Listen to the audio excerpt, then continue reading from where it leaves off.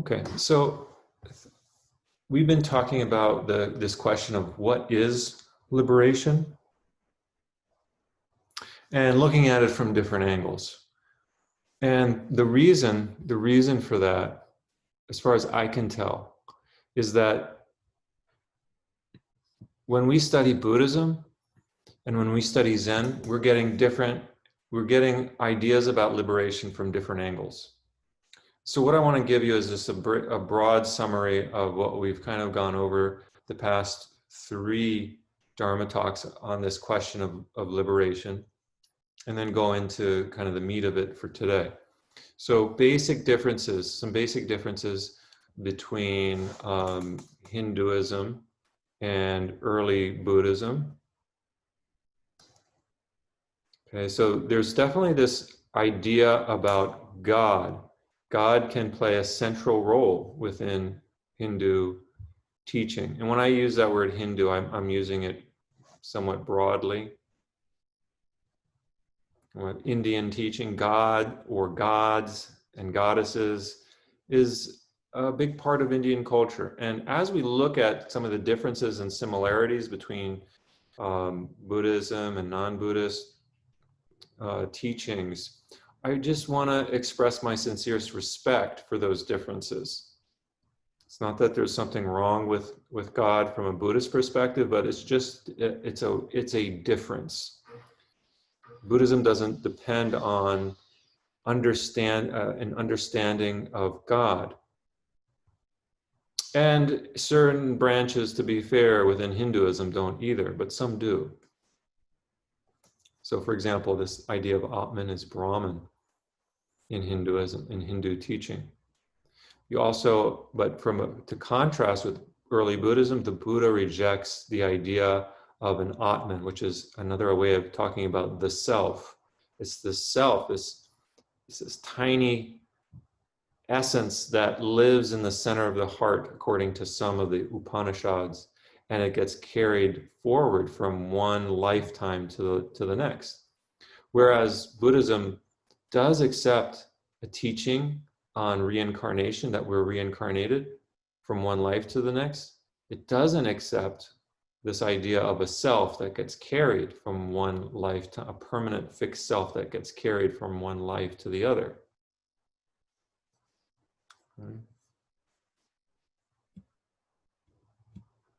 The other kind of summary here is that within Buddhism, there's an evolution too, in the way that things are, the way that there is, the way that the emphasis on the teaching, there's a change. So in early Buddhism, talking about the first 500 years, you have the original teachings of the Buddha, right? The historical Buddha. There's actually a historical Buddha named Siddhartha, born Siddhartha Gautama, a prince. And then there's a shift.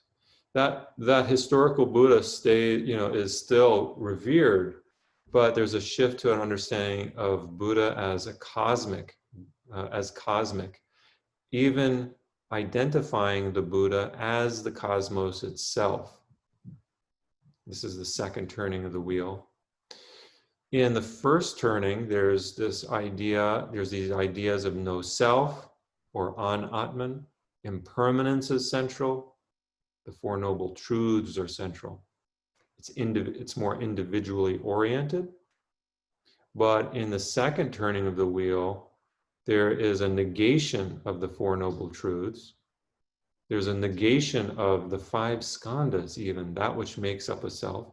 There's a de-emphasis on the idea of no self.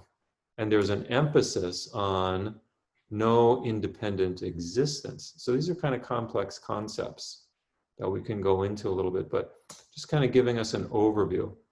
Then, kind of where we left off is this third turning, which is into Mahayana Buddhism.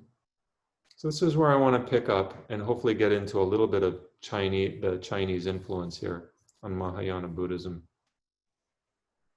So what happens in Mahayana Buddhism is that there is a shift away from looking to one's own liberation and a shift towards liberation of all beings.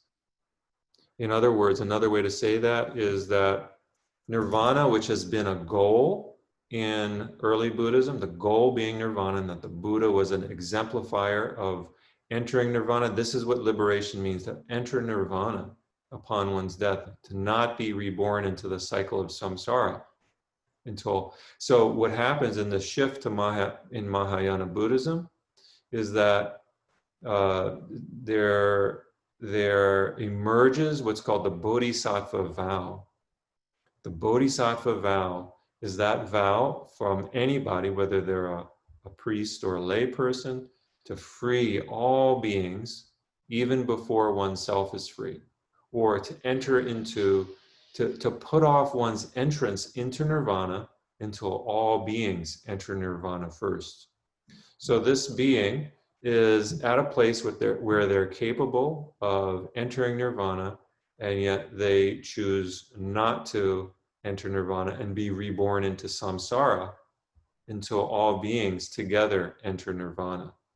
So there's a shift in emphasis from personal liberation to the liberation of all beings together. There's also this movement towards, in the Lotus Sutra, and this is just one example, but in the Lotus Sutra, there's this idea that the Buddha makes a prediction that all beings will become Buddhas. Even people who think they're not cut out to be Buddhas, everyone will become Buddha. This becomes important. I like this. I'm a fan. I say this kind of cautiously because I'm not sure how you all take this, but I'm a fan of the Beastie Boys, and especially when I was younger, and I came across this song that the Beastie Boys wrote called the Bodhisattva Vow, and I realized that they've been very much influenced by Tibetan Buddhism. And this is a song that they wrote, and I listen to it every once in a while, but I think I share it because it encapsulates what the Bodhisattva vow is. If you want to read through this, the Bodhisattva path is one of power and strength, a strength from within to go the length. Seeing others are as important as myself, I strive for a happiness of mental wealth. With the interconnectedness that we share as one, every action that we take affects everyone. So in deciding for what a situation calls, there is a path for the good for all. Right. So that's the Bodhisattva vow, and this is the turning. This is the third turning of the wheel in Mahayana Buddhism. Now, at this time, Buddhism is transitioning from India. There's monks, there's Indian monks that are traveling out of India and into southern China, and they're bringing the Dharma with them. And they meet a culture that already has its own philosophical, ethical, religious system in place in China. In particular, the two main ones that we see are Confucianism and Taoism. And right now, what I'd like to do is just uncover a little bit about Confucianism, because I think, based on my studies with my teacher, as well as experiences being and living in Japan, Confucianism has profoundly affected the way that Buddhism is, and it's something that we've inherited. And so I can't underscore enough the point that when Buddhism moves from one country and culture into another, it's deeply affected by what's in the country, what's in that culture. And as we go here in this series on what is liberation, we'll look at that. Well, what does that mean for us today as Buddhism transitions from in our case, from Japan to United States? But let's look at how Confucianism has affected Buddhism. So these are some things within Chinese culture that we can find that are based in in this particular system. One tenet of Confucianism is that liberation, so Chinese already had their own philosophical and religious systems in place. What need would there be for something like Buddhism to come in? Buddhism needed to find its own niche if it was going to be successful and evolve in a place like China. Indians, the Indian mind and the Chinese mind are not exactly the same. There's certain similarities maybe, but there's some definite differences. And we can look at some of those differences when we look into the teachings of Confucianism. And we can find echoes of Confucianism within Zen. And this is what I want to point out. So look at the first one here. Liberation. I'm using this term liberation rather loosely, but liberation is found through learning. And liberation is found through the correct performance of the ritual, the li. When I use the term liberation here and from a Confucian context, keep in mind that at the time that Confucius was living, as well as Lao Tzu, there is in the midst of what's called the 100 Wars period. 100 years war. There's a period of chaos where the Warring States period. It's called the Warring States period. And before modern day China emerged, there are all these provinces vying for the whole of what we now know as China. This created a tremendous amount of chaos. There were famines. People were constantly dealing with a wartime situation. And out of this, there's what came the 100 philosophers. Confucius and Lao Tzu were just two of several different philosophies that were emerging, trying to make sense of why we live in such a chaotic period. And Confucius, he believed that, and he was just an ordinary human being. He was not considered a god, but he believed that the problem, why there's chaos right now, is because we need to return to the way things were. We need to learn from the ancients of the past. We can find the key to the end of this chaotic period by learning from the sages of the past. And so from his perspective, he wasn't trying to bring something new to Chinese culture as much as to help them remember what was already there. And one aspect of what he taught was about constant study and the desire to learn. In his Analects of Confucius, this is a version I highly recommend. It is called the Analects of Confucius, and it's translated with an introduction by Roger T. Ames. And the first chapter, the first section, the first sentence of this entire Analects of Confucius reads, "The master said, having studied, to then repeatedly apply what you have learned, is this not a source of pleasure?" That's the first sentence. Having studied, to then repeatedly apply what you have learned, is this not a source of pleasure? It's a deep emphasis on learning and studying within Confucianism. And there's a teaching that I think encompasses this in Zen by Suzuki Roshi, Shunryu Suzuki Roshi. There's a statement in there. I'm not sure if it's in Zen Mind, Beginner's Mind, but it goes, you have to study. It won't do you any good, but you have to study. So in that one statement, I find Confucianism, Taoism, and Buddhism all wrapped up in one. You have to study. That's a Confucian idea. It won't do you any good. That's a Taoist idea. But you have to study. That's a Buddhist idea. You know, maybe we can think about that. You know, where does that come from? It's kind of a koan, actually, given to, I think Suzuki Roshi heard this from his teacher. You have to study. It won't do you any good, but you have to study. We can find teachings of all three religions there. And these three religions, Confucianism, Taoism, and Buddhism, were considered the three teachings amongst Chinese. So there was not like you're either Confucius or Taoist. It's one or the other. You got to choose.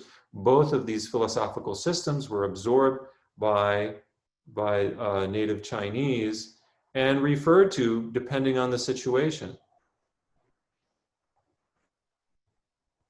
Liberation here, this last one here, is found in relationship with other people, not outside of it. So liberation is not a personal thing. It's not something that just, you do by yourself. It's done in conjunction with the different layers of being, starting with yourself at the center, moving outward to family, to society, government, friends, and the furthest out ring is the natural world. So you have these concentric circles of relationship that we're working with, each one a little wider than the other.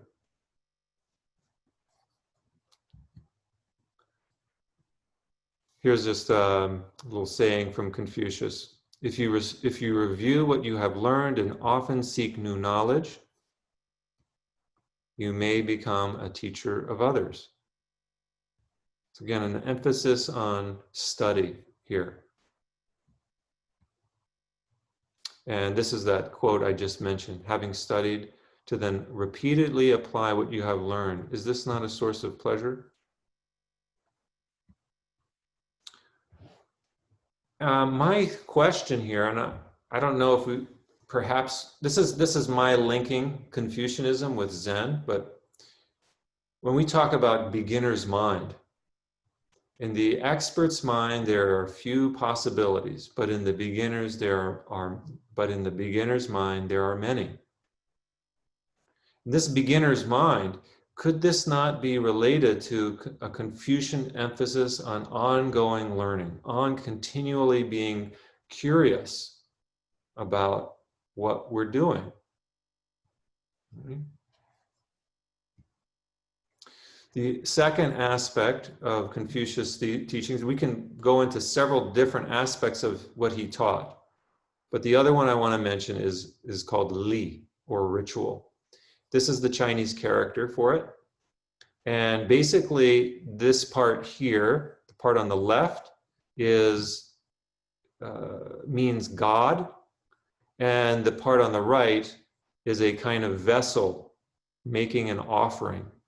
So it has to do with making an offering to God. That's what ritual, the character itself, may mean in a kind of literal way. Here's a little comic on proper ceremony or ritual that I found. One day, if we go back a little bit. So Confucius is entering a temple somewhere in China. One day when Confucius went to the Duke of Zhao temple to assist in the sacrifice, he inquired about every aspect of the ceremony. And these two guys are joking about it. He says, who said this guy from Zhao knows anything about ceremony? He comes to a sacrifice here and asks about every little thing. This is connected also, by the way, to beginner's mind. That even if you think you know something, there's always something more to know or to learn. And he came, probably people thought that he was an authority on ritual. And here he is asking about it. And so these two guys here are kind of chuckling, like, this guy doesn't really know anything. He's just asking questions. Right? And then Confucius says to them, asking questions, being humble rather than presuming to know everything. This is proper ceremony. So here, ceremony is more than just the making an offering to a god or making a sacrifice. Confucius turns ceremony into something much larger. He's saying that ceremony is the asking of questions, right? To inquire.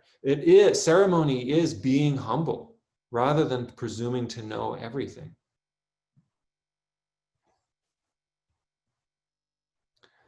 What is ritual?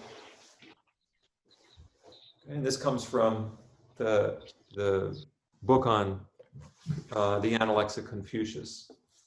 This word relates to doing what is appropriate for the situation. For each situation, there are appropriate words to say, proper ways to dress, and correct things to do. Self-control is a sign of strength in Western, self-control is a sign of strength. So ritual is much more than simply making an offering to God. It's the way you comport yourself. And I would say this particular idea gets integrated into Zen culture very, very deeply. In Western culture, which values individualism, the notion of li, or ritual, might seem oppressive. Right? So this idea of what a ritual for a Westerner, maybe it's a lot. But let's just study it a little bit and see. Appropriate manners for doing things in relationships, in work, in eating, even with our ancestors. There's rituals that govern every aspect of behavior. And just as at the beginning of this particular Dharma talk, we actually did a ritual. We recited the verse prior to hearing the Dharma. That's a ritual behavior. And that particular verse talks about hearing the Tathagata's teaching.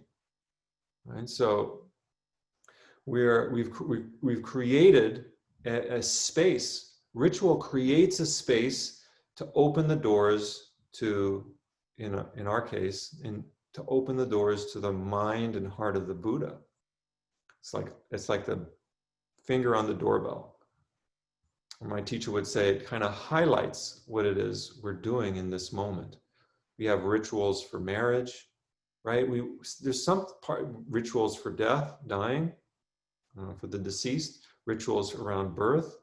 There's some need in the human spirit for ritual to mark something happening here in a communal way. So this is not foreign to us in the United States either. Another aspect of ritual is that it has to do with overcoming self-centeredness. That might be something to kind of chew on. Like, because we're not doing it for the sake of ourself. And this is from the Analects of Confucius, the second line here. If you could overcome self-centeredness and return to ritual propriety, even for a single day, the whole world would turn to humaneness. So Confucius really believed that if we did ritual properly, the world the chaos that they were experiencing during this warring states period would end. Now, I want to share with you some words from a book called Zen Ritual. And in it, there's one chapter by Taigen Leighton, who's a Soto Zen priest. And he writes, his chapter is titled Zazen as Ritual Reenactment. And I think perhaps I'll close with this particular quote to get us kind of thinking about it. Buddhist meditation has commonly been considered an instrumental technique aimed at obtaining a heightened mental or spiritual state, or even as a method for inducing some dramatic enlightenment experience. But in some branches of the Zen tradition, Zazen has been seen not as a means to attaining some result, but as a ritual enactment and expression of awakened awareness. This alternate historically significant approach to Zen meditation and practice has been a ceremonial, ritual expression whose transformative quality is not based on stages of attainment or meditative prowess. This is, I mean, we can, I like to stop here because we've kind of gone over time a little bit, but this is something to really think about, like as far as what are we doing when we're doing Zazen? There are many ways to meditate, and I want to validate that there are many wonderful ways of meditating. And I want to offer you this as another approach to your meditative or your meditation practice.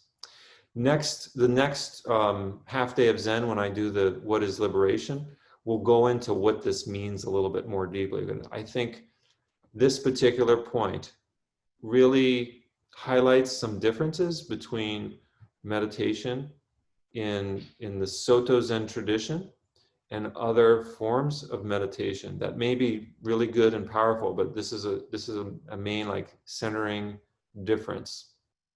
All right. Okay.